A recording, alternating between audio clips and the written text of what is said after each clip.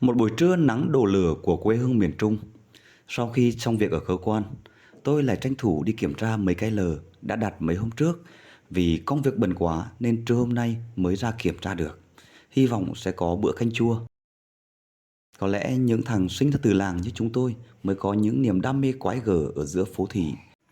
Đây không chỉ là công việc săn bắt, cải thiện bữa ăn, mà đây thực sự là đam mê. Nó giúp cho chúng tôi quên đi những mệt mỏi, những áp lực sau những bộn bề của công việc và tìm cho mình một góc thư giãn đúng chất